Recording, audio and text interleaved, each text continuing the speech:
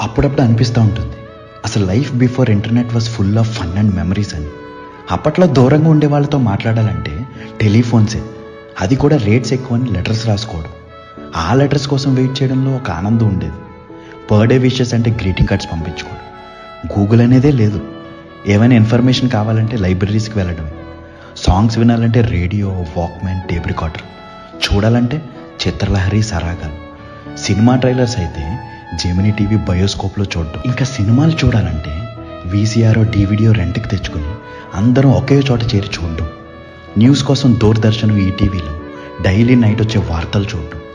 అప్పట్లో Facebook, Instagram లేవు. Pics దాచుకోవాలంటే ఫోటో ఆల్బమ్స్లో జాగ్రత్తగా పెట్టుకోవడం. స్కూల్ అయిపోయాక పిల్లలంతా దొంగ పోలీస్, అష్టాచమ్మ, వైకుంఠపాలి, ఇలా ఎన్నో ఆటలు. అంతా కూర్చుని ఫేస్ టు ఫేస్ మనసారా మాట్లాడుకునేవాళ్ళు. ఒక బాండింగ్ ఉండేది అందరితో. కరెంటు పోతే డాబా మీద పడుకుని కబుర్లు. చుట్టుపక్కల ఫ్యామిలీస్, రిలేటివ్స్ అంతా కలిసి గార్డెన్ పార్టీస్కి వెళ్ళడం.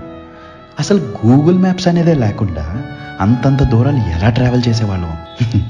ఇలా చెప్పుకుంటూ పోతే కొన్ని వేల జ్ఞాపకాలు. పోస్ట్ చేసుకోవడానికి ఏ సోషల్ మీడియా లేదు అప్పట్లో, కానీ ప్రతి మెమరీ అలా గుండెల్లో పెట్టుకునేవాళ్ళం. ఒక్కోసారి ఆలోచిస్తే అనిపిస్తుంది, we had beautiful time and peace before the internet అని. ఏమంటారు? ఉంటా అండి. ఇట్లు మీ రాలింగ్ మోయ.